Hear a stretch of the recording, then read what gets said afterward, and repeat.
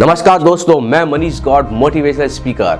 आज हम बात करेंगे ओपरा विनफ्रे की सक्सेस स्टोरी की। एक क्वीन ऑफ ऑल मीडिया के नाम से मशहूर ओपरा विनफ्रे की। ये एक अमेरिकी टॉक शो की होस्ट है, एक्ट्रेस है, प्रोड्यूसर है और समाज सेविका भी है। यह मुख्यतः अपने top rated award winning the Oprah Winfrey show के लिए नाम से जानी जाती है। जीवन के प्रारंभिक दिनों में इनका शारीरिक शोषण के शिकार भी रही ओपरा विनफ्रे आज अमेरिका की सबसे अमीर अफ्रीकी अमेरिकन महिला है और उन्हें अमेरिका में सबसे बड़े नागरिक सम्मान the president of medal of freedom से सम्मानित भी किया जा चुका है। ओपरा विनफ्रे का जन्म 29 जनवरी 1954 को अमेरिका में हुआ था। उनकी माता वनीला घरों में नौकरानी का काम किया करती थी। उनकी मां कम उम्र में ही गर्भवती हो गई थी और ओपरा विनफ्रे को जन्म दिया था। उस समय वह अविवाहित भी थी। ओपरा विनफ्रे का जन्म का नाम ओरेपा था, किंतु लोगों के द्वारा सही नाम उच्चारण नहीं कर पाने के कारण वे ओरेपा की जगह ओपरा नाम से पुकारे जाने लगी और बाद में इसी नाम को उन्होंने अपना लिया। शुरुआत में दयनीय आर्थिक स्थिति होने के कारण ओपरा की मां उनका उचित रीति से पालन पोषण नहीं कर पा रही थी, इसीलिए उन्हें उनकी नानी हार्ट माली के पास छोड़कर काम की तलाश में दूर चली गई और ओपरा ने अपने शुरू के 6 सालों में अपनी नानी मां के सानिध्य में अपना जीवन व्यतीत किया और 3 वर्ष की उम्र में ओपरा ने अपनी नानी मां से पढ़ना सीख लिया था और कम उम्र में ही उनके बोलने का तरीका बहुत ही सारा प्रभावकारी और कलात्मक हुआ करता था। उनकी मां दूसरों के घरों में नौकरी काम करने के कारण अधिकांश समय घर से बाहर रहा करती थी। इसी कारण ओपरा को कभी भी अपनी मां का सानिध्य महसूस नहीं हुआ। यह स्थिति कई वर्षों तक चलती रही। इस स्थिति के दौरान ओपरा को कई रिश्तेदारों और उनकी मां के विश्वास पात्र मित्रों के द्वारा शारीरिक शोषण भी किया गया। यह सिलसिला कई वर्षों तक चलता रहा। ये इतनी शर्मीली थी, ये इतनी भयभीत हुआ करती थी कि इस बारे में अपनी मां को कुछ बता भी नहीं पाया करती थी। जब उन्होंने अपने परिवार के बारे में बताना चाहा तो उन पर ही झूठा इल्जाम लगाकर उन पर आरोप मढ़ दिया गया। आखिरकार 14 वर्ष की उम्र में मां के पैसे चुराकर वह घर से भाग निकली। उस समय ये गर्भवती थी। बाद में उन्होंने एक कमजोर बच्चे को जन्म भी दिया जो जन्म के उपरांत ही चल बसा था।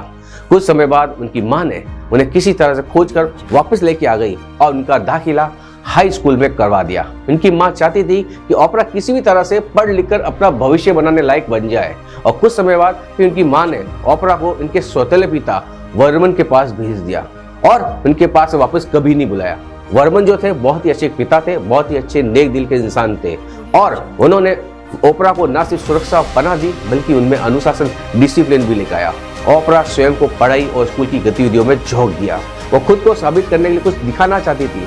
हाई स्कूल में आखिरी दिनों में एक दिन वो अपना ड्रामा क्लास की रिहर्सल कर रही थी, तभी वहाँ पे एक लोकल रेडियो के रिलेशन वोकल ने उन्हें देखा। उनके सामने रेडियो के लिए समाचार पढ़ने का प्रस्ताव रख दिया। यह प्रस्ताव ओपरा ने शहर से स्वीकार कर लिया और रेडियो के समाचार वाचक के रूप में उनका कैरियर आरंभ हो गया। किंतु अभी भी इनकी पढ़ाई पहली प्राथमिकता थी। यूनिवर्सिटी में रहते हुए 17 वर्ष की उम्र में 2 सौंदर्य पत्रिका जीतकर वे मिस ब्लैक नेशविले और मिस टेनेसी बन चुकी थी। ओपरा नेशविले और टेनेसी के बाद जॉब भी करना चाहती थी। उन्हें यह अवसर बहुत जल्दी मिल भी गया। बाल्टीमोर मैरीलैंड की एक टीवी चैनल द्वारा उन्हें समाचार पढ़ने के लिए बुलाया गया। उस समय उनकी ग्रेजुएशन के कुछ महीने अभी भी बाकी थे, लेकिन प्रस्ताव इतना अच्छा और इतना आकर्षक था कि उन्होंने ग्रेजुएशन किए बिना ही इस प्रस्ताव को स्वीकार कर लिया। यह प्रस्ताव पाने वाली पहली अफ्रीकन अमेरिकन महिला थी। उसके बाद में वे बाल्टीमोर मैरीलैंड चली गई। उस समय टीवी पर राज करने वाले गोरे चिट्टे अमेरिकाई हुआ करते थे। उनके समझ एक अफ्रीकी अमेरिकन महिला के लिए अपनी स्थिति बना पाना कतई आसान नहीं था। उनके बॉस ओपरा को यह कहकर उस जॉब से निकाल दिया कि वे न्यूज रिपोर्टिंग के लायक है ही नहीं। समाचार वाचन से जॉब से बाहर निकलने बाद ग्रेजुएशन छोड़कर आई ओपरा को अपनी उम्मीदें टूटती हुई नजर आने लगी। किंतु किस्मत से उन्हें खुद को साबित करने का एक और अवसर मिला जब उनके बॉस ने उन्हें एक talk show people are talking का को होस्ट बना दिया। ये टॉक शो 1978 में पहली बार प्रदर्शित किया गया। यह शो करते समय ओपरा को एहसास हो गया था कि उन्हें जीवन की राह मिल चुकी है। उन्हें समझ में आ चुका था कि वो किस काम के लिए बनी है। 7 वर्षों तक वह इसी शो की होस्ट बनी रही। इसके बाद उन्होंने कभी पीछे मुड़कर नहीं देखा। 1983 में ओपेरा शिकागो चली गई और एक प्रातःकालीन टॉक शो करना शुरू कर दिया। धीरे धीरे उनके टॉक शो की लोकप्रियता बढ़ने लगी और लोकप्रियता इतनी बढ़ गई इसका नाम बदलकर द ओपरा विनफ्रे शो कर दिया गया। जून 2016 में फोर्ब्स के द्वारा ओपरा विनफ्रे की कुल संपत्ति को 3.2 बिलियन आंकी गई है। यह न केवल सबसे अधिक पैसे कमाने वाले टीवी कलाकार है बल्कि अमेरिका की सबसे अमीर सेल्फ मेड महिला भी है। उन्हें टाइम मैगजीन द्वारा 20वीं सदी की 100 सबसे प्रभावशाली व्यक्तियों की सूचीबद्ध किया जा चुका है।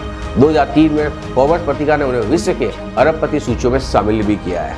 इस सूची में सम्मिलित होने वाली ये पहली अफ्रो अमेरिकन महिला है। साल 2013 में अमेरिकी राष्ट्रपति बराक ओबामा ने उन्हें देश का सर्वश्रेष्ठ नागरिक का सम्मान the president of medal of freedom नाम से भी उनको सम्मानित किया जा चुका है।